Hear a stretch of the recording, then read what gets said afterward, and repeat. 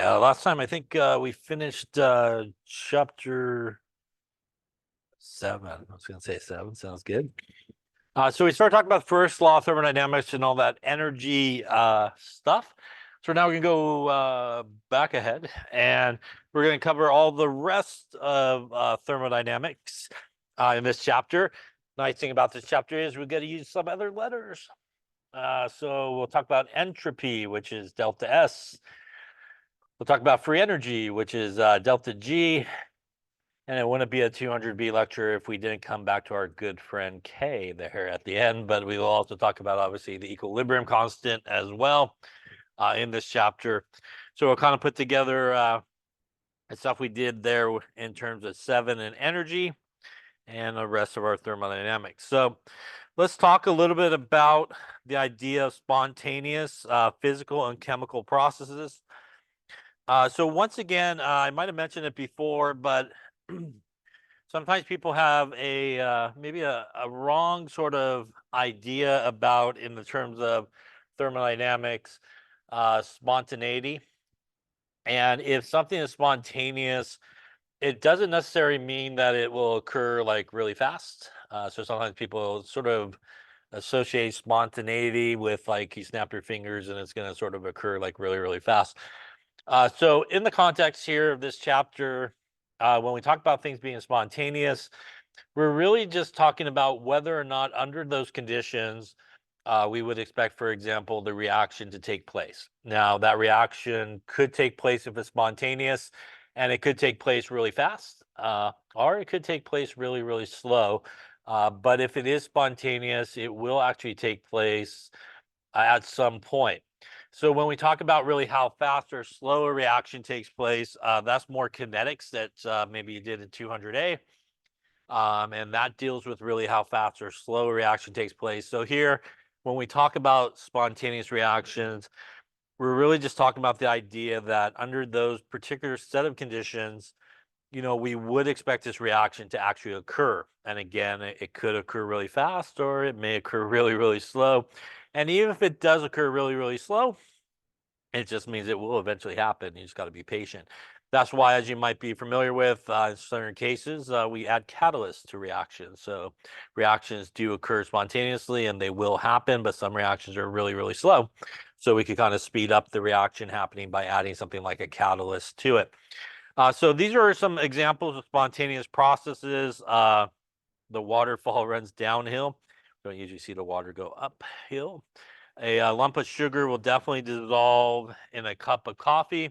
We know that 1 atmosphere, which is sort of standard pressure, water will freeze at 0 degrees Celsius. It will melt at also 0 degrees Celsius.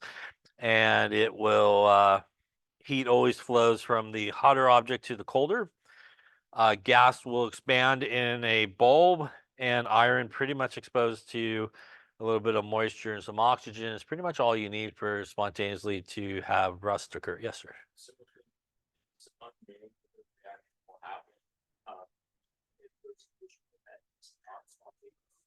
Yeah, so if under those particular conditions, we'll talk about some ways to determine whether or not a reaction will be spontaneous in this chapter. But the idea there, reaction would be non-spontaneous if under those set of conditions, and there's some factors that will kind of prevent it from happening. So you could wait there technically all day and it'll never sort of happening. And again, a spontaneous reaction, if it's sort of classified as a spontaneous reaction, like I said, you still could wait there all day, but the difference would be eventually something would happen. The reaction would eventually take place. Yeah. Other questions? So we have our skiers here, right? And heading downhill is a spontaneous process. And scaring the guy going down here is the guy coming uphill. That's a non-spontaneous process, right? We know if you're standing at the bottom of the hill, it's not spontaneous for you to get yourself up the hill, right? You need some type of help to get you up the hill. And I'm assuming you usually don't want to see this guy as you're coming down the hill. I suppose coming up the hill, that's probably not a good thing as well. Here, if we have some gases separated by sort of a valve, if we open the valve here, spontaneously, these gas molecules will sort of migrate over and sort of fill the other side. Really, a non-spontaneous process is if we had the gas molecules on both sides here, they're probably not going to spontaneously all end up on one side. Maybe you need to do something to this side to encourage them to go back that way. And that would obviously be a non-spontaneous sort of process. So does a decrease in enthalpy mean that the reaction will proceed spontaneously? So we talked about in the previous chapter, enthalpy, or the change in enthalpy, which is our delta H. And remember that you could calculate the delta H for a reaction by basically taking delta H of your products, which is your final state, minus the delta H of your reactants, which is the initial state. And if we do get a delta H value that is positive, as we talked about, that means that the reaction is endothermic. It will absorb energy. And obviously, if we have a delta H that is negative, that means the reaction is exothermic. And that means it will release energy. And here, these are all spontaneous reactions. So there we have a combustion reaction. We have the formation of water. Both of those things are exothermic. But we also have melting of water here, or melting of ice, which we know is a spontaneous process, right? If you take out an ice cube from the freezer and just leave it, it will melt, right? So just kind of pick up that energy from the air, as it's picking up the hotter energy, obviously, once it comes out of the freezer from the air. Dissolving a solid here is also an endothermic type process. So these are all examples of spontaneous reactions, and we have some that overall are exothermic and some that are endothermic. So looking solely based on delta H is really not enough for us to determine whether or not a reaction is going to be spontaneous. What we will see is, though, a reaction being exothermic oftentimes will help and favor a reaction being spontaneous, but it doesn't necessarily guarantee it. So there are certain other factors that could come into play that even though you may have, say, an exothermic reaction and a lot of energy overall, it may actually end up being a non-spontaneous reaction. So we can't really rely upon delta H here to help us determine whether or not something is going to be spontaneous or not. So we do have to look at something else. And another thing that we oftentimes will look at to help us sort of decide or figure out if something is going to be spontaneous or not is we can look at entropy, or the change in entropy. And that is entropy, not to be confused with enthalpy. So this is delta S, again, a new letter. That's nice. So the entropy is a measure of the randomness or disorder of a particular system. And remember, as we, I think, might have talked about in terms of the last chapter, right, we oftentimes have the system, which is what we're interested in, and everything else, right, is the surroundings. And a lot of times things flow right from the system to the surroundings, or surroundings to the system. And the entropy is the measure of disorder. And I guess I would say that you might want to think about it one way versus the other.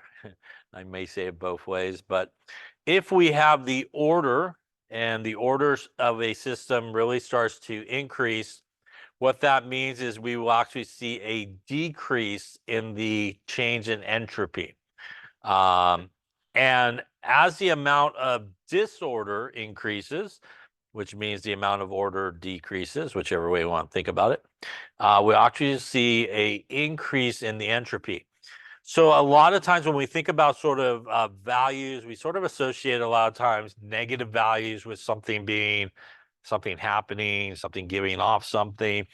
And entropy is a little bit different. Actually, when we have a lot more order, the delta S is actually going to be more of a negative value. And when we have a lot more disorder, or less order, again, whichever way you want to think about it, order or disorder, the delta S will actually be more of a positive number. So the change in entropy can be found by taking the entropy of the final states minus the entropy of the initial states. And if that initial to final results in an increase in some type of randomness or disorder, again, our delta S here is actually going to be more of a positive value, and vice versa, as I mentioned before. Probably the easiest thing to sort of visualize in terms of entropy and the change in entropy is actually this change of state. So as we go from solid, right, things in their solid state are pretty ordered. And these nice three-dimensional type structures, really ordered, long-range order. Obviously, when we get to the liquid stage, things are a little bit more disordered, right? Things have a little bit more energy. They're moving around a little bit more. And when we get to the gas phase, everybody's broken apart from each other. Things are flying around and a lot of disorder is happening. So when we think about solid, its entropy value is going to be smaller than liquid phase, and something in the gas phase will have a lot of disorder as things are flying around and moving around, and it would have the greatest amount of entropy happening in that particular situation. Any questions on that there? So if we go from solid water, which is ice, to liquid water, that is going from, in the solid state, a more ordered situation, to the liquid state, which is a more disordered situation. So our final state is more disordered than what we started with. We would expect the delta S for this to be a positive number. So we would expect it to be greater than 0 and be a positive number because we are increasing the amount of disorder. Any questions on that? So if you increase the disorder, entropy gets more positive. If you decrease the disorder, entropy gets more negative, and it would be vice versa if you think about it in terms of order, right? So it'd be opposite in terms of order. So disorder is related to probability. And when we talk about probability, a probable event is one where there are many ways in which you can basically accomplish something. An improbable event is an event where there's really only one or a few ways that you can sort of do that. So an ordered state has a low probability of occurring and a small entropy. A disordered state has a high probability of occurring and would have a large entropy. If we needed to leave this room, there's multiple exits, so it's a pretty high probability, right, that we could get out in a lot of different ways. If all the doors were boarded up, windows were boarded up, it's going to be a much lower probability, right, if we needed to sort of escape this room because there's only one way out. Maybe we have to break a window or something like that to get out. So when we have a lot of ways of doing something, we have a much higher entropy and disorder. And that's when we do things, right? There's a lot of disorder in the world, right? Because there's a lot of ways you could screw up something, right? And only a few ways that you could do things sort of the correct way, right? And that has a really low entropy sort of value. Now, entropy is related sometimes to what is referred to as microstates, and microstates are W here. And it's really just sort of different ways that you can sort of accomplish something. And this is sometimes referred to as the Boltzmann equation. This is the entropy. That's the Boltzmann constant, which is down here at the bottom. Natural log of W, which is the number of microstates, are really sort of different ways that you can sort of accomplish something. Now, when we look at sort of this example over here on the right, we have kind of 4 circles. And if we wanted to put all 4 circles basically on one side or the other, there's really only kind of one way to do that. Either you're going to lay it up there on the left or the right. It doesn't really matter. So there's really only one way to sort of achieve that. If we want to get 1 circle on one side and 3 on the other, there's actually 4 different ways that you could do that. If you just want to get 2 on each side, there's 6 different ways, right? So you can think of it like a carnival game, right? If you had to get all four on one side, good luck on that, right? Probably a very low probability you're going home with a stuffed animal, right? As they're fixed anyways, and they're never going to get in there, right? But if you only maybe had to get two in a side, right? You would have a greater chance. I'm just kidding. Anybody that works those type of game. If you only need to get two on each side, there's a much higher probability that you might be able to actually sink two of them there. And if we think about just sort of the Boltzmann equation here, S is equal to K natural log of W. In this situation, there's really only one way to do it, which means we would basically have S is equal to K natural log of 1. Natural log of 1 is 0, right? So that's going to give us a entropy close to 0 or a very low entropy, as opposed to if we did the natural log here of 6, S would equal K natural log of 6, and natural log of 6 here is something like 1.79, right? Which is going to give us a much larger, obviously, positive sort of value there for our entropy. So greater probability of the bottom happening, larger sort of entropy. To do something right, there's only one way of doing it. And again, a kind of a low probability of that sort of occurring. Any questions on that there?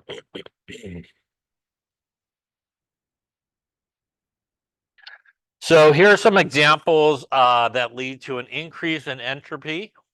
Melting a solid to a liquid, as I talked about before, the very common way, taking a liquid to gas. Also, the process of making a solution is also something that increases the entropy for both the solvent and the solute. Before you dissolve anything, say like in water, all the water molecules are bonded to each other in a nice organized fashion. In order for you to dissolve something, you got to break apart some of those water-water interactions, right? Replace them with some of the water salt type interactions. So that's causing a great amount of disorder in the solvent. Also in the solute, in an ionic compound, they're in an ionic solid, which has really long range order. And again, you obviously have to break that guy apart as well. So the process of making a solution definitely increases the entropy of both things, the solute and the solvent in that particular case. Here we're increasing the temperature. So just in general, right, as you increase the temperature of something, you provide more energy. You light a fire underneath people, right? Things move faster, right? So a lot more disorder sort of happening. Even if you had something like a gas, for example, right? That would obviously move a lot faster, or even these guys would pick up a lot more energy as well. So we do look at entropy as a way of what is happening in a particular system. So for example, let's take a look at each of these, take a moment, and for each of these, in terms of the system, what is happening in terms of the entropy? Is it increasing or decreasing in each of these situations? So take a moment and see what you come up with.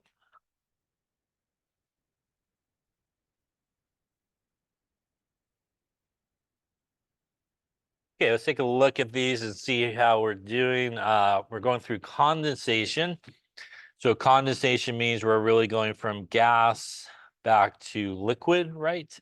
So we're going from a state where things are flying around, right, to a state where they're not so much flying around. So we're going from a state of more disorder, right, to a state of more order. That means that the entropy here is actually going to decrease, right? And we would expect the change in entropy to be positive or negative in this case. Would be negative in this case, again, as we decrease the disorder or increase the order, again, whichever way you want to kind of think about it, we do see the delta S becoming more negative. Forming a sucrose crystal from a supersaturated solution. So forming a crystal, there's probably only one way to form a crystal. And also that's more of a solid, right? So we're obviously going from a sort of a solution, a sort of the liquid state into a solid. So we're kind of going from liquid to solid. Once again here, that should increase the order, right? Or decrease the disorder, however you want to word it. That also means my entropy should probably start to drop in this case. And my delta S here should be a negative value. Any question on those two? We have hydrogen gas that's heated from 60 to 80. So we're increasing the temperature, which means my gas molecules then should start moving around a lot faster, right? And that's going to create a lot more disorder. I just visualize it like all these gas molecules flying around your face, right? So there's a lot of disorder sort of happening, and that should increase the amount of disorder or entropy. And that means that our delta S here should actually become more positive in this particular case. Lastly, sublimation means we're going from solid directly to gas, skipping the whole liquid phase. So clearly going from a more ordered situation here in solid to a more disordered situation here in the gas. And we would see an increase in the entropy followed by a positive sort of delta S. Any questions on any of those there? Okay. So let's talk a little about entropy and how we'll calculate it and a little bit about it. First off, entropy is one of those state functions, and a reminder that a state function, as we probably talked about there in chapter 7, only really depends on sort of two situations. It kind of depends on where you start and where you finish. How you get there is not all that important. It's just really kind of like your initial state and your final state. And entropy is one of those things, just like we talked about, I think, with potential energy. Again, these hikers here both have the same potential energy. It doesn't matter that the red guy took the scenic route around the mountain. The blue guy there took the more direct route. They both started in the same spot. They ended in the same spot. So really, if you take kind of final minus initial, you're going to get basically the same. Now, entropy are some values that you can look up in a table like delta H values and like delta G values. In fact, in most books, you can find a thermodynamic table where you will find values for delta H, delta G, delta S, all in tables. And delta S is no different, but it is a little bit different than delta H. A couple of things that you should note, and the very first thing that you should note is, typically speaking, when we are dealing with entropy, we are dealing with joules, and that is typically the units that we go with for our entropy values. That is different than H, which is typically kilojoules. Now, you might not think that's important, but it is important because later on in this chapter, we will use both numbers together, or both values together. So you got to make sure unit wise, everybody's in the same unit. Otherwise, you're going to be off by that factor like 1,000 when you do your calculations. Other things that you should be aware of, like we talked about with delta H, when you go to a table like this, which you again can find like in the back of your book, you want to make sure that you find the substance that you're looking for. You also want to make sure that you also find it in the correct state. And most of the time here, our S values will be positive values. And the other difference is, if you remember, for delta H, things in their standard state, like O2, H2, a metal by itself, they all have values of 0. But for entropy, you will actually find values for those guys when you look up in the table. So for things like O2, H2, those type of things, and things in their standard states, they will actually have values, as you can see right here with oxygen. It actually does have a value as opposed to delta H, which would be 0 in that case. So you do want to be careful with entropy, definitely unit wise. And if you need to calculate it and go to a table, you want to make sure that you find things in their correct states. So how do we calculate these things, and what are we going to use entropy for? We can use entropy to help us determine whether or not a reaction is going to be spontaneous. Now, the first law of thermodynamics is pretty much what we talked about in the previous chapter that deals with energy. Energy cannot be created nor destroyed, but it can be transferred from one form to the next. The second law of thermodynamics is that the entropy of a universe increases in a spontaneous process and remains unchanged in an equilibrium process. So the way that we could use entropy to determine whether or not a reaction is going to be spontaneous is we could actually calculate what is sometimes referred to as the delta S of the universe. And the delta S of the universe is made up of two things: the delta S of the system, and again, that's usually your reaction that you're dealing with, plus the delta S of the surroundings. And if you calculate the delta S of the universe and you end up with a positive number, what that would mean is that reaction would be spontaneous. So once again, that just means that under those particular circumstances, you would expect this reaction to actually occur. If you obviously did the opposite there and you calculated delta S of the universe and you ended up with a negative number, that means that this reaction would be a non-spontaneous reaction under those conditions, the way it's written. If you calculate delta S of the universe and it equals 0, you're at an equilibrium condition or an equilibrium process. Now, as we know, right, in an equilibrium process, the rate of the forward reaction equals the rate of the reverse reaction, which means everybody's just locked in place of where they're at, which means ultimately there is no changing happening. And that's why, it says it's unchanged, because it's just going back and forth at the same rate. So there's really no big change happening one way or the other. Obviously, if something was a spontaneous reaction, we would have it going perhaps one way or the other if it was non-spontaneous. But again, if it's equilibrium, then everybody's sort of locked in to where they're at that particular point. So how do we calculate each of these? We're going to start with the system, which again is sometimes the reaction. And basically, if you wanted to calculate the delta S of the system, you pretty much do it the exact same way as you do delta H.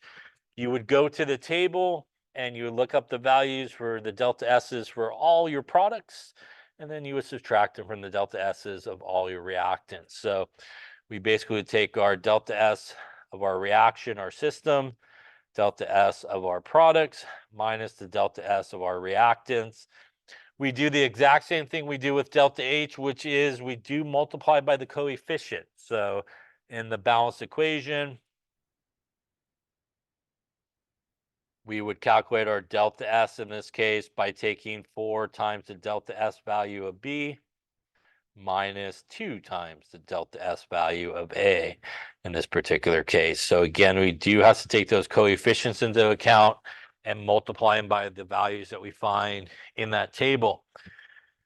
So in this case, we're looking for what is the standard entropy change for the following reaction. And we have some values there. I feel like on your handout, I'm missing one. Was the third one? CO2, does anybody have it? Do you have it on your handout? Thank you, 213.6. Perfect. All right, so why don't you calculate that is the S value that you would find for CO2, correct? All right, calculate the delta S of this reaction and see what you come up with.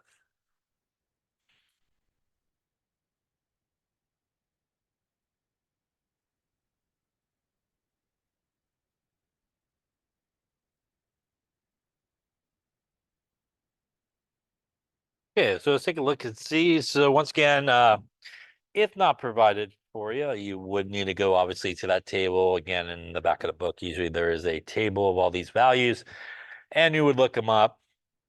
Clearly, for exams and quizzes, those tables would be provided for you. You don't need to memorize those tables. We're going to do our products minus our reactants here. So our delta S here of our reaction, which is really our system. We're going to take our product, which has a 2. So we're going to take 2 times the value here for CO2 that we find in the table, 213.6 joules. We're then going to subtract it from our reactants, which also we have a 2 here for our CO. So 2 times 197.9. And we're going to add it to our other reactant, which is O2, which is a 205, looks like. And that is going to get us here 93.6. Any questions on that calculation? Does this number tell me if this reaction is spontaneous or not? The answer is it doesn't. It just tells you what is going on in this particular reaction. In this particular reaction, based on the change in entropy, is the amount of disorder increasing or decreasing? It is decreasing, right? We have a negative value, which means the amount of disorder is decreasing. The amount of order is increasing, right? So they're opposites of each other. By the way, we could actually predict that by just looking at the equation. On the left-hand side, how many gas molecules do I have? I have 2 and 1 is 3 gas molecules. On the right-hand side, I have only 2 gas molecules. So I went from a situation where I got 3 things flying around in my face to only 2 things flying around in my face, right? So I go from a more disorder to more order, and we would predict that the delta S for this reaction would be negative in this case because of that. So you could actually look at the reaction, and in this particular case, if you create less gas molecules than you started with, you most likely will have a situation where you're increasing the order, decreasing the disorder, and you would expect the delta S to be negative. Vice versa, if you actually created more gas molecules than you started with, you would have a situation where you have a lot more things flying around now, right? If you created a lot more gas molecules, and you would create more disorder, and you would expect the delta S in that case to be more positive. So one way you could sometimes check your calculation and see if it sort of makes sense is you could kind of look at the reaction and look at a situation, especially if there's gas molecules involved, and sort of compare the gas molecules of where you started with to where you end with. Any questions on that there? And I think that's what this says. So again, if we actually produce more than we started with, we would expect more disorder, more positive. Less gas molecules, negative, like we just saw there. If there's really no net change in the gas molecules, then delta S may be either could be positive or negative, but it would be small. In the case down here on the bottom, we would expect the sign of this delta S to be for the reaction positive, negative. So let's see, in this case, we have, in this case, 1 gas molecule, by the way. That is a solid, right? Over here, we have no gas molecules. So we're going from a situation where we got 1 gas molecule flying around to none. So we're creating a lot more order, right? And a lot less disorder, which means we would expect, kind of like the other one, our delta S there to be negative, right? Or less than 0. Any questions on that? Now, I will say in this chapter, the thermodynamics chapter, those are some very common type questions as we go through the different parts of it. They oftentimes will just ask you what you think. They'll go like, hey, this is positive, this is negative. It's like room temperature. Do you think it's going to be spontaneous? They won't give you numbers or anything like that. So there's a lot of questions sometimes in these chapters like that, where they just kind of give you the equation, sort of tell you some sort of factors that's going on, but not necessarily numbers. So you could always like make up numbers and put them into equations to sort of figure some of these things out, but it's common type questions. Yeah.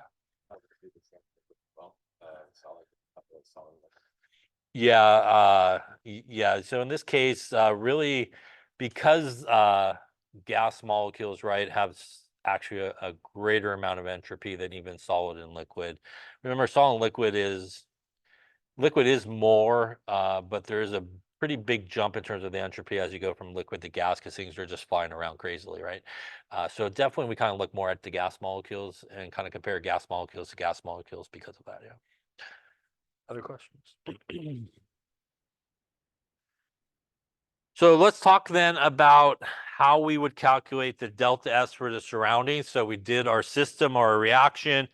How do we calculate it for our surroundings? So here are 2 processes. On the left, here is an exothermic process, which means the reaction is giving off heat and energy to the surroundings.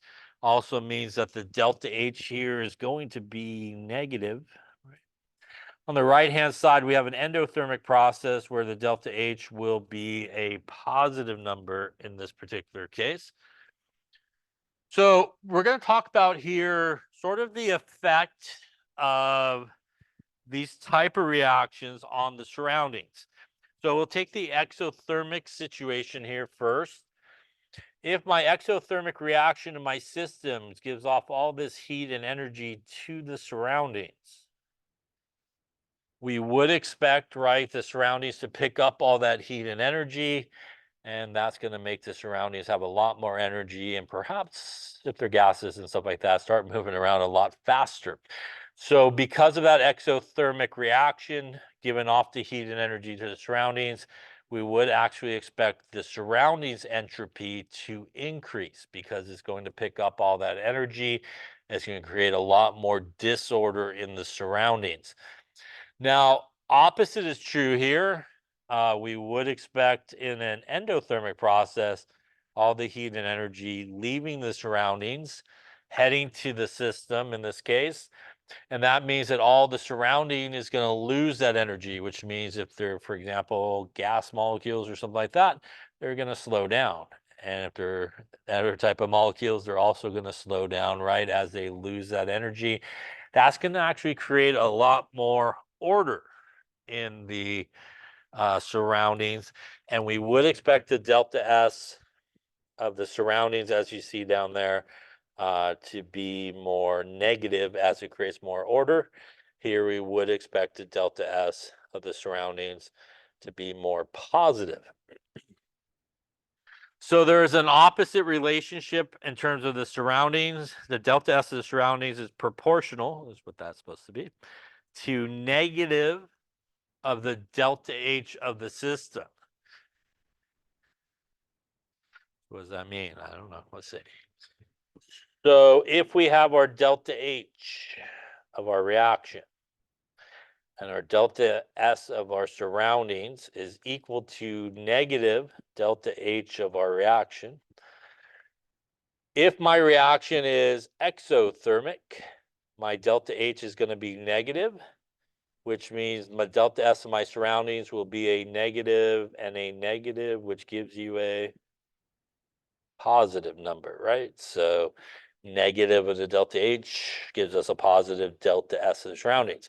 If my reaction is endothermic, my delta H would be positive, and that would give me a negative times a positive is a negative number, right? And we'll get a negative value here. So typically the surroundings are going to be affected by the type of reaction that you're dealing with, and really the flow of energy either into the surroundings or out of the surroundings into the system in this particular case. Question on that there. Does the actual temperature of the surroundings make a difference in terms of whether or not it will have an effect? So let's take the exothermic example here. Let's say my surroundings is like super hot, yeah, like really, really high temperature. Will the exothermic reaction make a big difference in terms of the spontaneity, or not really spontaneity, of the delta S of the surroundings in this case?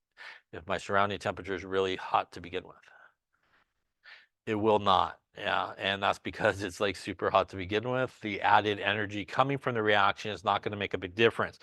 Like if you lit a match in a regular room, you will feel the heat coming off of the match, right? Don't do this. Don't do this. Don't do this at home. Any of these things. If you lit that same match carefully and not doing it at home or any place else in a oven that's like 500 degrees preheated, right? The energy coming off of the little match there in the oven, not going to make a big difference to the surroundings or the temperature right inside the oven, right? So the actual temperature of the surroundings, again, do not do that at home, will make a difference in terms of whether or not you will actually see that change that's going to occur. If the temperature of the surroundings is really high, that increase in entropy from, say, an exothermic reaction is probably not going to make all that big of a difference. Or even an endothermic reaction, the energy sort of being released is probably not going to make all that big of a difference. If the temperature is sort of everyday temperature, not super high, just kind of normal sort of temperature, you would probably see that sort of change that occurs. So we calculate the delta S of the surroundings by this really badly spaced equation here, so we'll rewrite it here. Delta S of the surroundings is equal to negative delta H of our system, our reaction, divided by our temperature. And of course, it should be in Kelvin. So we want to make sure that our temperature here is actually in Kelvin. So we calculate the delta S of the reaction by taking products minus reactants. We calculate the delta S of the surroundings by taking negative of the delta H of the reaction divided by the temperature in Kelvin. We add them both together at that point, and we could get the delta S of the universe. And that is what we should look at. Again, if it's a positive in that case, then the reaction will be spontaneous. And if it's negative, it will be non-spontaneous. Any questions on that there? So let's do that. Calculate the delta S of the system, the surroundings, and determine if this reaction is going to be spontaneous at 25 degrees Celsius. So let's take a look. We're going to really want to use our delta S of our universe, which is our delta S of our system, plus the delta S of our surroundings. So we're going to calculate each of these sort of separately. I'm going to start with the delta S of the system, which is the same as the reaction here. We're basically just going to take our products minus our reactants. So we could look it up in the table here. And we want to take, for our product side, 2 times our value there for NH3. We're going to subtract it from our reactant side, basically just our N2 value of 192. Plus our other reactant, and we do want to multiply it by 3 because of the coefficient, which would be 131 here. Taking all that together there will get us 2 times 193 minus 192 plus 3 times 131. Going to give us a negative 199 joules in this case for the delta S of our system. This also makes sense if we look at the reaction. We got 4 gas molecules there on the left and 2 on the right. 4 gas to 2. So we would expect the delta S for our system to be negative, as we're creating a lot more order in this case, right? As we're going losing the number of gas molecules. Once again, this will not tell if it's reaction is spontaneous or not. It just sort of tells us what's going on in terms of the actual reaction. We do need to calculate our delta S of our surroundings. So our delta S of our surroundings is going to be negative delta H of the reaction divided by the temperature in Kelvin. That means we do need to add a 273 there. That's like a 298. So putting that in there, I'm going to take my negative, double negative there, yeah.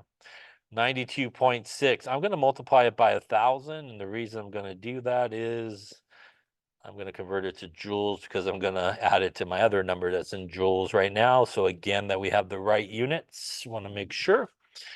I'm going to take 298 Kelvin here, and that's going to give me something. 92.6 times 1,000 divided by a 298er. Yeah, we'll call it a 311. In this case, the surroundings has a positive value, right, for our delta S. That also makes sense because this reaction is endothermic or exothermic. This reaction is exothermic because the delta H value is negative, and it's a regular old temperature of 25, which means the energy coming off the reaction will probably be enough to cause an increase in the entropy of the surroundings. And we would expect more disorder because of that exothermic reaction, the energy coming out at this temperature to cause it to be more positive. Any questions on that there? All that's left is we're going to add these guys together, I think. So our delta S of the surroundings in this case will be my minus 199.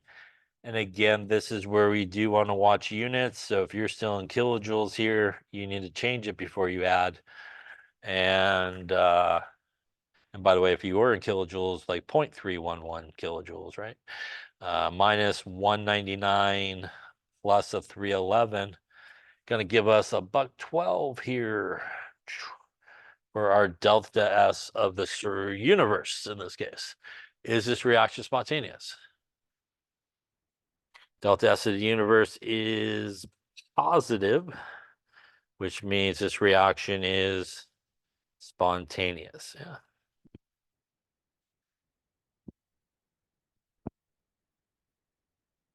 This reaction is an example of a reaction that will be spontaneous, but super slow unless you put a catalyst there. Otherwise, you're going to wait all day for it, I suppose. Any questions on entropy, delta S of the universe, the surroundings? Yeah. How do they all cancel out? That's a good question. So, technically speaking, this is from the table there, as you can see, Kelvin mole.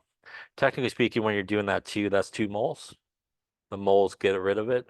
So really, you got a Kelvin kind of left over here. Technically, a lot of times people won't put it, but it is still there. Obviously, here you also have the Kelvin on the bottom as well. So really, your answer at the end would technically sort of still have the Kelvin going on in that case. So I'm good if you leave it in joules or leave that in kilojoules. Sometimes they don't cancel out of that completely, but that's really where the moles go from the coefficients. Other questions?